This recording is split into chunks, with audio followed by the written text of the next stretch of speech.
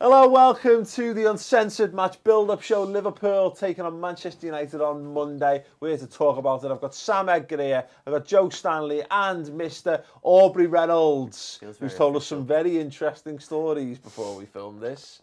All I'll say is... Two become one. And another one. Three also become one. But anyway, we're going to crack on with the story. Good on you, Aubrey. Give this video a thumbs up for Aubrey because he deserves it. Yeah, Liverpool taking on Manchester United on the Monday, which means days and days and days without football. But it's an obvious one. You know, it goes without saying, but we're going to say it nevertheless because otherwise we'd have fuck all else to say. Yeah. It's a massive game. Yeah, it's a massive game. It's massive for loads of reasons, just because the amount of teams now that's up there, there's like 6 or 7 top teams. If you want to be going for top 4, you've got to be beating all the top teams. And we've lost too many in the league against them now. Yeah. It can't, you just, even though you've got the Europa League, I'm not accepting another smash and grab 1-0 loss to them. Like, yeah. I can't cope. Yeah. My heart can't cope. I can't cope with that. So yeah, it's really important, regardless of just like the league as well, in terms of our rivalry against them. Got to go and smash them. I think that's it. You know, it is. Look, this is the stretch of the season where you realise over the next 2 months that this is the spell where individual results actually don't matter that much. You know, because you realise you have the initial like euphoria of the football's back, and this is when you get into this is the slog of the season that we're about to embark upon, the real meat of it. That being said, going to the game 3 points ahead of Manchester United, we're at home. We want to look. It's fucking obvious. Winning home games, getting one over the Manx, and putting a nice buffer zone between us and them is going to set us up very well for the rest of this month, if nothing else. Yeah, definitely, because the games are actually quite winnable. Oh, obviously, we've just come out of a month where we won 5 out of 5 games we played. At the moment, all games are winnable for us, but you actually look at the fixtures post United, it eases off a little bit for us, doesn't it? Whereas, you know, we've just come out of Arsenal, Chelsea, Tottenham, Leicester, you know, really tough games. You want to finish it off. The international break's come at a shitty time for us. It'd have been really nice for the international break to be after the United game, because it'd have segmented them all together, and hopefully a United victory in that, you'd have gone, fuck, we've beat a Liverpool victory. Sorry, hopefully a Liverpool victory over United. You'd have gone, fuck, we've beat Arsenal, we've beat Chelsea, we drew away Tottenham, and then we've beat United in that block. So, because the fixtures they start becoming the middle. The teams who are going to finish somewhere between like 9th to like 15th is what we've got in the next run of games. They're all winnable. They're all tough. The United game, it's fucking scary. It's always scary because it means a lot. And if you're not nervous as a Liverpool fan, you've got a better constitution than I have, because ultimately they're a good team. Yeah. What anyone says, there's good players, there's match winners in that side. I'm so fed up of De Gea having the game of the season against us. Season. Like literally in the league, take the Europa League out of it, because he had a great game, but we won that game. Sure. But you're talking about like that smash and grab that Rooney did to us last year, where, you know, De Gea's made 6 or 7 great saves. Henderson's not had the shooting boots on. We should have won that game, and we didn't. And it's so fucking annoying and disheartening when a game goes that way. And we've done collaborations with Sam Peoples, haven't we, from United Peoples, and I watched the tactics show that you did with him on Ball Street. And there's a lot to be positive about. Like, there's a lot of ways we can get at them and hurt them. And you could make a very convincing argument as we're just going to completely destroy them because we're so fast and they're a bit laboured and a bit disjointed.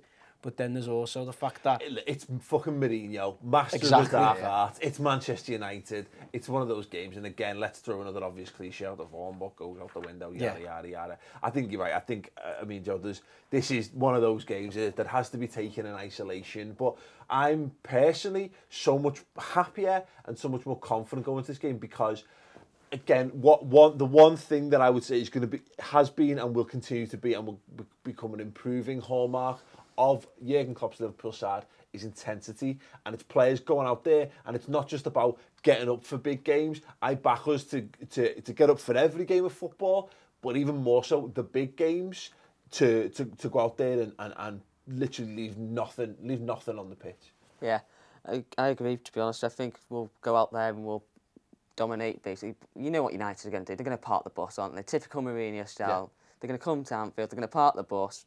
Basically a bit what happened against us when we were challenging for the title when he brought his Chelsea team. He'll do everything to slow the pace down, to get everyone behind the ball. But I don't think we should change anything, to be honest, because I think that'll work against them in one aspect. It might take us longer to break down, but I think as soon as we get that one goal, they'll fall apart. You're right. I totally agree with that, and we'll just pick up on that in a moment, actually, because I do definitely want to talk about it. It was a great point. Trivia question for you, and we'll be giving you the answer at the end. The last time Liverpool took on Manchester United, I want to know who was on Liverpool's bench. Yes, it's fascinating shit. Couldn't do the secret agent stuff because it was just going to end up being a question about Michael Owen, and fuck him. Anyway, yeah, I agree. I think Mourinho is 100% going to come and park the bus. Again, you're right. I was talking to Sam Peoples from United People's TV. I've done a few videos. We've done a video with him on this channel. I'm over on their channel, and some great collabs on the Ball Street channel as well. All defo worth your time and attention, primarily the ones on our channel, of course, because we get the views. He's like, oh no, well, we might do X, Y, and Z. From my experience of watching Mourinho sides, and from watching, even to be fair, watching United the last time they had a good manager in Alex Ferguson, you know, the last few years of that, he would come to Anfield specifically with the intent of getting a draw, frustrating the life out of us, and knowing that if you get a draw away from home against your biggest rival, that's fine. You've got to win your home game, and you're taking that opportunity away from them. So I can't see past Mourinho trying to do exactly the same thing, Sam. I think he'll look to be a negative. Yeah. Well, he will. But we've learned. I think we've learned from the Burnley game in a way, because they were a well-disciplined side, and although they got the goal early, it's kind of good that we've had that experience so far, because Klopp even said himself, he was like, I don't know how the fuck that happened. I've never seen a game like that in my lifetime. He said he hasn't played. I remember Celtic against Barcelona when they had about 2% possession and managed to win 1-0. But I think that's going to stand us in good stead, because we know what doesn't work for us, which is everybody panicking and Coutinho shooting from 30, 40 yards and skying it every now and again. It's just like, you've got, even if there's only half an hour to play, just stick to what you're good at, because half an hour of shooting from 40 yards is going to do nobody any good. Yeah. So, yeah, I think that he's going to come and park the bus. He's got people in there. I like it because the previous seasons, the Liverpool United games, apart from the Europa League, haven't felt like the spectacle that they should have been, apart from the Europa League, obviously, because of just the nature of where both clubs have been at. This feels more like it's meant to. We've got Jurgen Klopp versus Mourinho. Yeah. We've got Ibrahimovic in there for them. They've got like the villains that you want to like hate. Oh God, absolutely. And it just feels like I've got a lot of expectations for this game. Although I'm shitting myself as well. Sorry, on your sofa. Like it's brown for me. Sorry, it's wipeable. I've kind of go for fabric. Yeah, no. I've got kind of a good feeling that this is going to be something. That can be like all put away in the first 20 minutes when we're sat there like, this is going to be one of them Mourinho games. But I kind of think that we're just going to do our thing. I'm convinced, Joe, the way I think the way Swansea approached it is the way to do us. You know, and it's the way Burnley did it. Come out, try and get a goal or two against us in the first 20 minutes and really test our nerve, because there's one thing trying to break down a team at 0-0. There's another thing trying to break down a team when you're 2-0 behind, and you're thinking, fuck me, we've got to score 3 goals if we want to take 3 points in this. And I wouldn't surprise me if maybe Mourinho did go for it at the start, but equally, as I say, I don't know whether that's is within his skill set, you know. And if he does come and says, no, we're getting behind the ball for 90 minutes, we might look for a set piece or to nick it on the break. I'm loads more confident in our ability to break a team down than I was maybe a year ago. Yeah, I'm definitely more, like you say, more confident. Just to echo that point, you've got more quality players. You've got the likes of Mane that can break down their defence. I don't think their defence is as strong this season as it. Well, it wasn't really that strong last season, but to be honest, I don't see it improving that much. What is it, Bailly? Yeah, he's not a bad player, but they've not really made that many changes to the defence and all that. So I can't really see the United team be able to sit there for the whole game without us breaking them down. You look at our attacking players. You've got the interchanging play between the front three, Mane. I presume he's going to go for the same front three, Mane, Firmino, Coutinho. Potentially. Potentially, unless... It's what we'll discuss that in a moment. We'll discuss. But I don't think their defenders can cope with what's called tracking the different players and interchanging play. I don't think they'll be able to cope personally. Yeah. We can break them down quite easy, in my opinion. Well, yes, they might get a goal because our defence is a little bit shaky. We've not had a clean sheet this season. It's not outside the realms of possibility, but to be fair. I can see us getting a few. I think you're right there, and I think that's actually the case because looks like Wijnaldum's going to miss out, but at least potentially Lallana as well, which I think is the bigger miss of the two. Yeah. But actually, something Joe raised there makes a good point that because of the fluidity and how well as a three Coutinho, Firmino, Mane's been, I think there is a strong case that Coutinho drops deeper into one of those two midfield roles vacated by an injured Lallana or Wijnaldum. But actually now, just from me, it said, it makes me think, well, is that so good as a front three? Because Sturridge has we know Sturridge has got the eye for goals, but we know he's not as natural a fit in that, how we're looking to play. What do you reckon? Yeah, Sturridge really impressed me at home against Leicester. Yeah. I was thinking, especially after the Burnley game, and I can't wait until we play a few more games so we can just stop referring back to the Burnley game. We're fucking won all the football matches apart from one, and we keep fucking the millstone round our neck as this one Burnley performance. But I looked at Daniel Sturridge started on the right. He looked out of sorts. He kept on coming in, and I thought there's no spot for him here. He doesn't look. And then you watched him against Leicester, and he had that fluidity. He was doing the runs. He's doing that diagonal run that drags the defender out, and Firmino comes in and takes his goal, and he was selfless. He kicks it across to Mane when normally you see Sturridge shooting there, and because he can be quite a selfish striker. I think he's buying into the team. You don't know. Look, Daniel Sturridge could be broke by the time we walk out of this studio because it's Daniel Sturridge and we've still got that thing of it. I think Klopp's only got plan A. And plan A is pretty fucking good most of the time. His plan A is to just, when he has to change it, it's the same plan, but with different players just moving into those roles. So you saw Lallana gets injured against Swansea and he pulls Coutinho deeper. Firmino goes out to the left and Sturridge comes on. Because the reason Milner's playing left back is he wants his 11 best footballers on the pitch. So when he had his 11th got injured in Lallana or whatever, the 12th, who is Daniel Sturridge, comes in. Yeah. So I can't see him throwing a Grujic into a midfield or a Lucas into a midfield or an Ovi Ajaria, because if you've got to cover those two changes, like Emre Can, he can come in whether it's Henderson playing further up and Chan's in the hole, or whether it's Can covering the Wijnaldum. He's got the legs, you've seen him come into games, he can cover that. That one's not a worry because it's both of them. Yeah. With potentially Lallana and Wijnaldum needing covering. I think it's got to be Coutinho dropping. It's one of those front people moving back, so that Sturridge comes in, because the better footballers get on the pitch in that way. The other one that is against Leicester, I'm going to say Leicester possibly wasn't, but the last time it was an international break, Coutinho didn't play because we were in a position where we didn't have these injuries. Because he's like, no, we'll just leave you. We'll rest you. You can come on for 20 minutes because you've gone and played twice for Brazil. Sure. And he's done all that travelling. Firmino wasn't called up at that point. We've now got Coutinho and Firmino who've both gone over to fucking Bolivia and Brazil and played. Coutinho started the first game and Firmino came on. I don't know about the second game. It was 82, 83, and Firmino didn't get a game. So that's probably all right for Firmino, but in terms of Coutinho, he's played 2 full matches there and all that travelling. So the one good thing is it's the Monday night, so that's possibly helped us, because it could have been fucking first thing Saturday morning. Oh, absolutely. And Coutinho's definitely not playing in that match. He's only just got back into the country.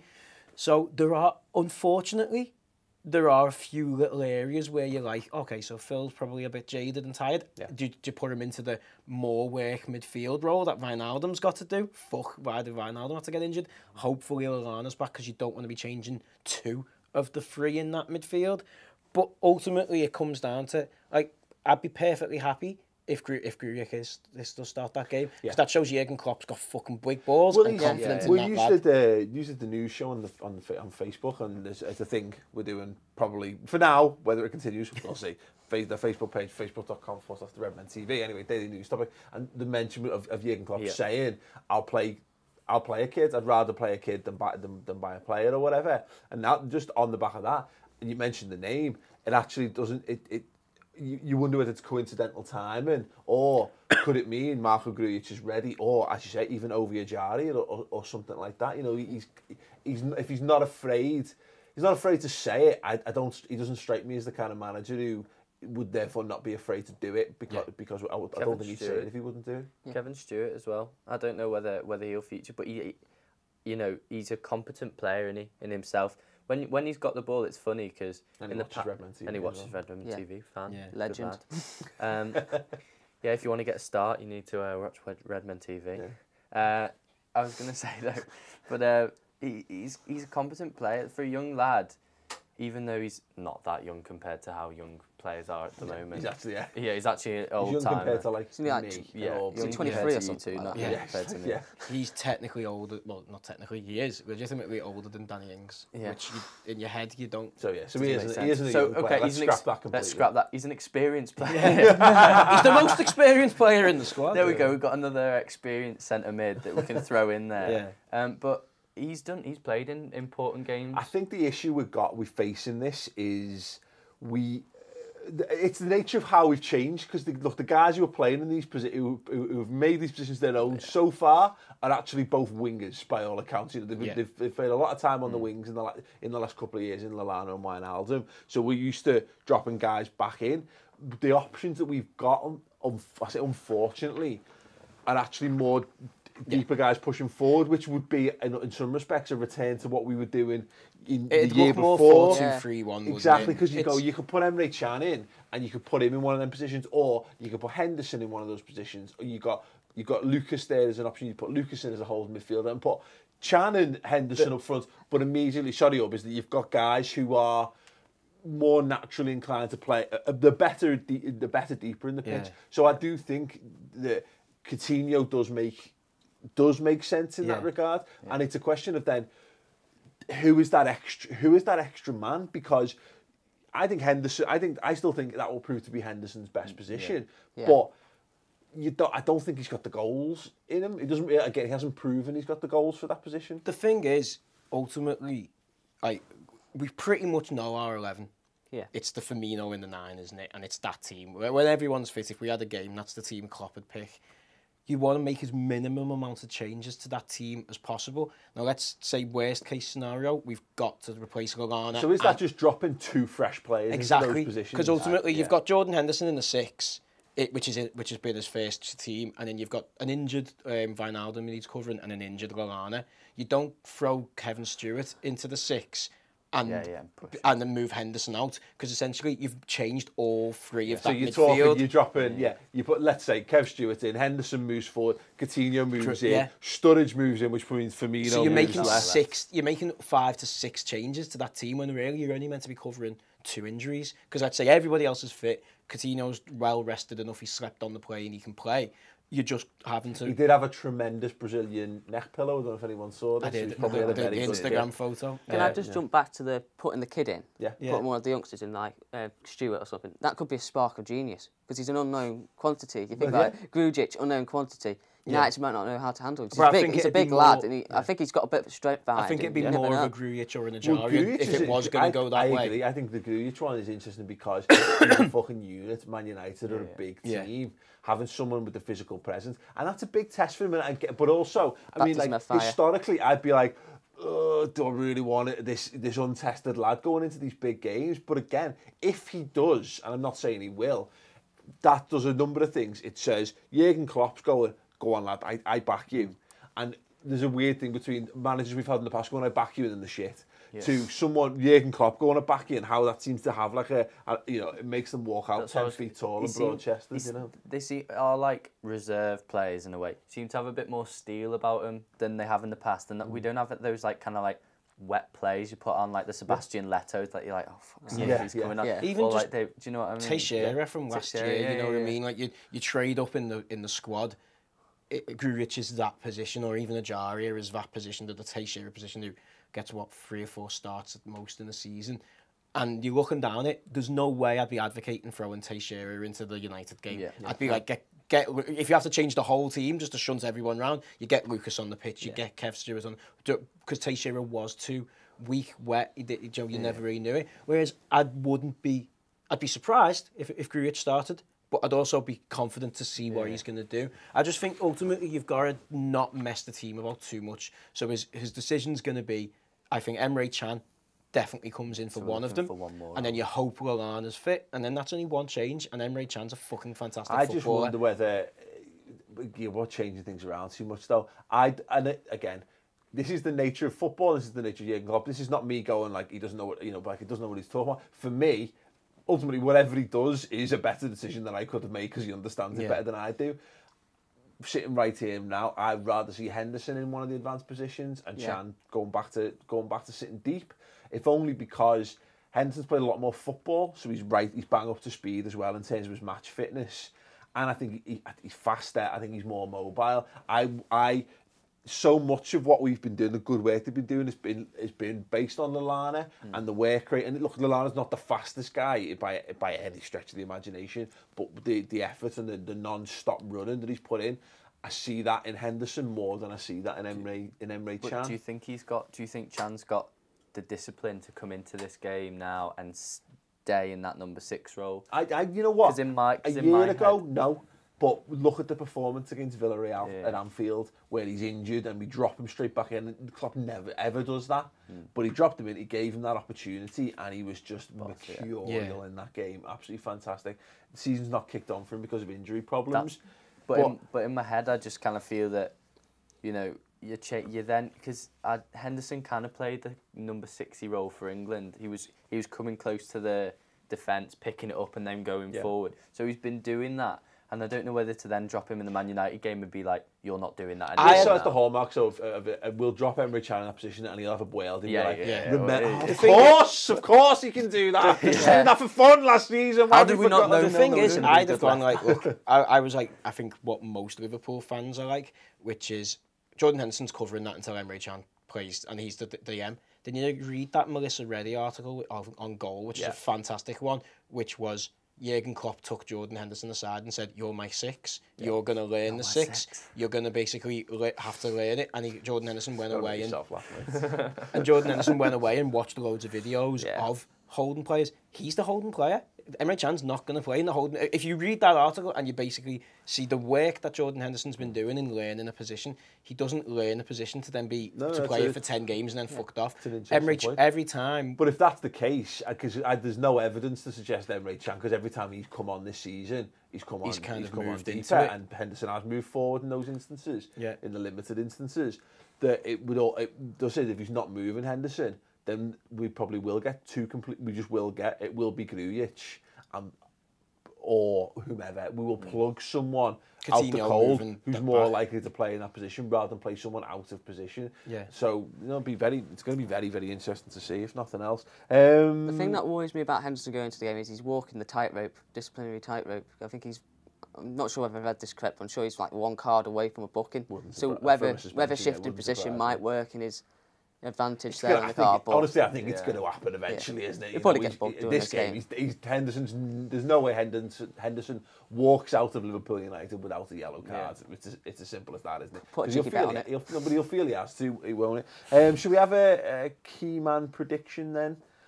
Anyone want to kick it off, or you're never short of a word or two? I'm going to go for Emre Can playing in the Wijnaldum role to come back in and just show everyone how fucking great Emre Can is. I think it's the time. There's a gap. He wasn't getting into the team because we were playing really well and winning, so why change a winning team? He's had that chance to get over his injury. He's had a little bit of football, so it's not like he's dropping in without it. It's Liverpool, Man United. He's boss. What a game to fucking show that you are boss and remind Liverpool players and Liverpool fans, that you exist again and be in that team. Could even take over Wijnaldum. I'm not saying that he would, but if he has a stormer and he's out for a few games, I don't think he'd have any problem with that. That's the spot that's up for grabs. This is the beauty of the we do have. Part of me is like, oh god, because Lallana is a big miss. But the reason why we've bought certain players in and we've kept certain players around is because we were always going to get injuries, and we have budgeted for injuries within the amount of players that we have in that squad. So yeah, completely could well be the game that someone just comes into this. Like I say, this could be a 2 or 3 games where Grujic just is in before he has a little bit of a dip, or as you say, Emre Can comes right back into the forefront, back to being one of the first names on the team sheet anymore for anymore. Could say Sadio Mane. His pace could really trouble the United defence. Like I said, the defence is a bit shaky. Is Luke Shaw injured? Because if Luke Shaw's injured, that means they might draft in Damian. He doesn't like. So either way, Mane's pace could absolutely just United People TV said Shaw will probably start this game, even though he's a bit rusty, just because of to counter the Mane pace. That plays into our hands if he's rusty. Yeah, Mane's just going to tear him to shreds. Really. Yeah, I would love to see that. Just because I think he's due it, and I'd like to see him score some goals. I'd like Sturridge to do well. I think he's a big game player. Yeah. And I don't really have a doubt that he's shown in the past, hasn't he, that he can do it when it matters. And he's not been himself apart from the Leicester game, and I kind of feel that watching him for England, didn't look that bothered, and it looked like other things were on his mind, like this isn't important to me, this is England. He was having like some of the shots he was having, and I just feel that he could easily come into this game. You saw it even in the final in Basel when he just pulls one of those out. I just kind of hope, it's more a hope than anything, that he could come in, Firmino moves out, and he bosses it and scores a couple. Yeah, the one for me, and this is a hope rather than an expectation as such, although I would expect it because I think he's good, is Karius, because he's had some criticism because he's not come in and everyone gone, here you go, here's a plug-in world-class goalkeeper, which he was never going to be, to be fair. We've talked a lot about him on this channel in the last week or so.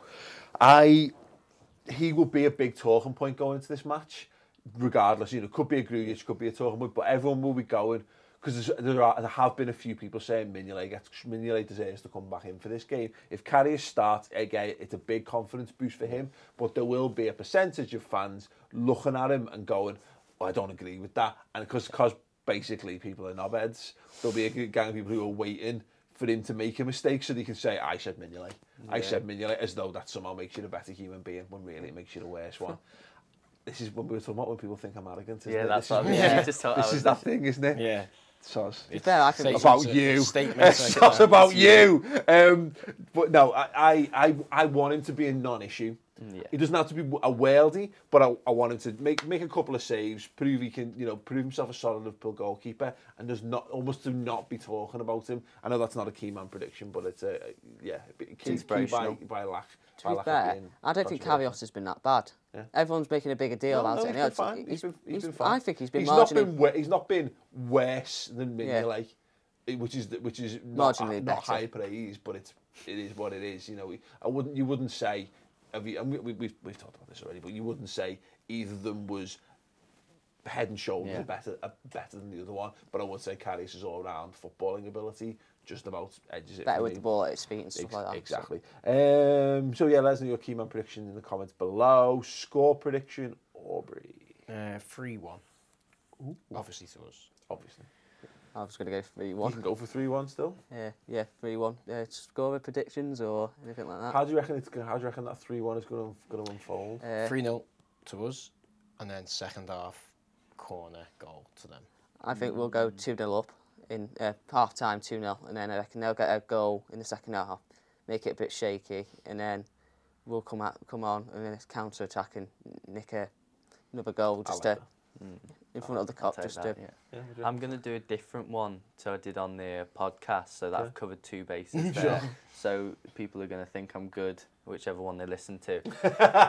Unless they listen to both, and you'll know you're a fence-sitting wanker. Yeah, I know. I'm gonna let them know now. I went for 3-2 on the podcast because I can't see us not conceding. Regardless, I think we could play really well and still concede 2 because it's just that's what we do. Do you know what I mean? I could see us comfortably playing that game, not looking like conceding and still conceding 2. I went for 3-2. I want to change that now to 2-1. Okay. So podcast 1, if you're listening, 3-2. Listen on this one, 2-1. And I think that it's going to go. I could see them get us battering first 20, them getting 1, and then us scoring 2. If we get you on like Instagram next. Yeah, Instagram, just doing a long cover up. Facebook to draw. Yeah, exactly.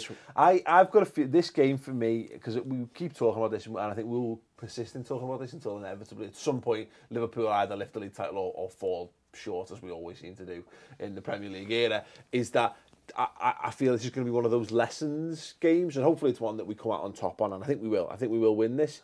I think it will be either another example, a la Chelsea, where we go in front, we're probably the better team, and we don't quite kill it off, and it leads to us having to defend for our lives for the last 10 minutes and doing it, and we can come away going, girl, we did that. Or similar to Swansea, Arsenal, we go behind and they go deep as fuck and they park the bus and we've got to smash our way through it, and I think we win it that way. So I don't know whether that, I think it's probably a 2-1's probably where it'll end up being. How we go about achieving that, I think it's going to be one of those moments. It's going to be one of those parade in front of the cop moments at the end where the crowd have roared us over the line one way or the other, which is going to be amazing because I'm going to be there. But yeah, trivia answer time. So I asked yous and I asked yous as well to name Liverpool's substitute bench from the last time the two teams met at Anfield, which was of course in the Europa League. Goalkeeper Bogdan. What? Was it Ward? He wasn't registered for the Europa League, was he? Danny Ward, he was indeed. Oh, fucked it. Okay, go on, throw some names out. Flanagan, did he make the bench? Nope. Origi. No, he's... Divock Origi. Did he come on? Alanby, come on. He came on. Lucas Leiva. Nope. Oh, fucked it. Millie was ill, so he wasn't part of the squad. Kevin Stewart. Nope. No. Jordan Ibe. He had a few of the youngsters. Nope. Type share. Nope. Oh. Let's work this logic. He's making us look like twats now. Let's go back to front. So we've got the goalkeeper and we've got the guy at the top end of the pitch. Yeah, so you got cover and defence. I've written these down as their initials and I now can't remember which one of them was, but go from the back. Centre back. Yeah, so it would have been Sakho and Lovren starting. So who's the covering Colo. centre back? Colo Touré. Colo Touré. Colo. Fullback. Conor Randall. Started, so... Nope. Moreno started. Was it? No, it won't have been Enrique. Won't have been Enrique. Nope. He wasn't anywhere You're near in the right area of the pitch. Brad Smith. Brad Smith, correct. What a shit bench we had. It would have been Henderson and Chan starting. Yeah. So Milner's, I've been told Milner was injured. Milner was sick. Lucas Leiva wasn't on the bench. Wasn't on the bench. Kevin Stewart wasn't on the bench. Kevin Stewart was not on the bench. So he didn't have any cover midfield. Was Cam Brannigan in there? Now, I've got CB here. It's not Cameron Brannigan. Christian Benteke. Christian Benteke, correct. Figured that out. He played for almost too late. It feels like years since he played for Liverpool. It does, doesn't it? One more attacking player. Oh no, I want one centre mid. I've got it now. Think who's left? Joe Allen. Joe Allen, ding. One more. How did we forget about him? I attacking, forgot about young, still at the club. Shea Ojo. Shea Ojo, well done. Brilliant, there you go. There's your How 7. Did we win that game? Danny Ward. The first team did well. The Colo bench. Touré, Brad Smith, Joe Allen, Shea Ojo, Christian Benteke and Divock Origi. To be fair, we did boss United that game. Yeah. Absolutely dominated them. It were great. Anyway, yeah, let us know your score predictions, key man predictions. If you got that right, give yourself a big pat on the back and give us a thumbs up. Yeah, yeah. You want to come on the show? Let us know. To be honest, that's all these guys did. And they're shit. We've opened up a To be fair, Joe was okay. Cheers. Yeah. Anyway, guys, thank you very much for watching. Click the subscribe button. Go and check out the Oppo preview with Sam from United People's TV. And we've done some amazing collab content looking at Liverpool's tactical approach. And we did a You Decide on who will finish higher, Liverpool or Man United, on youtube.com/Ball Street. We'll put a link, a little Ball Street emblem there. Click through, go and check it out. It's boss. Thank you. See you post-match.